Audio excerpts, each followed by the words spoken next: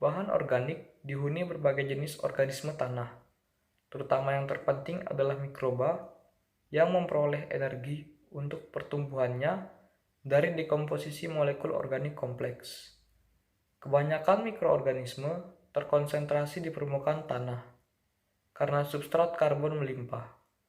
Jenis-jenis mikroba pada tanah terdiri atas bakteri, Actinomycetes, jamur, alga, protozoa, dan enzim-enzim tanah. Mikroba tanah merupakan komponen yang penting dalam ekosistem tanah. Mikroba tanah memainkan peran penting dalam dekomposisi bahan organik dan siklus hara. Dalam aplikasinya, mikroba tanah menghasilkan sejumlah enzim yang berperan sebagai mediator dan katalis pada reaksi kimia di dalam tanah. Enzim adalah biomolekul berupa protein yang berfungsi sebagai katalis, yaitu senyawa yang mempercepat proses reaksi tanpa ikut bereaksi dalam suatu reaksi kimia organik. Dalam tanah, enzim berperan dalam mengkatalis banyak reaksi, seperti reaksi kimia, fisika, fisikokimia, serta terlibat dalam proses siklus hara dan dekomposisi bahan organik di dalam tanah.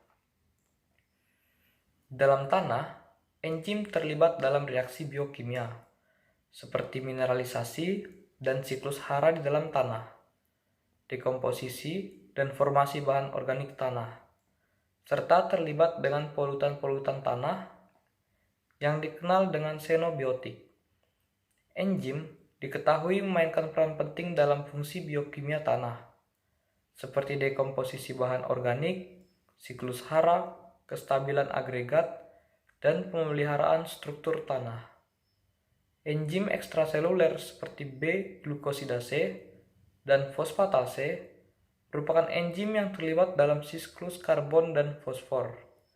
Dalam siklus karbon, B-glukosidase sangat penting karena produk hidrolisisnya merupakan sumber energi bagi mikroba tanah, di mana enzim ini berperan dalam degradasi bahan organik dari selulosa menjadi glukosa, sedangkan fosfatase merupakan aktivitas enzim yang berperan dalam perombakan P organik menjadi P-an organik berupa ortofosfat primer dan juga ortofosfat sekunder.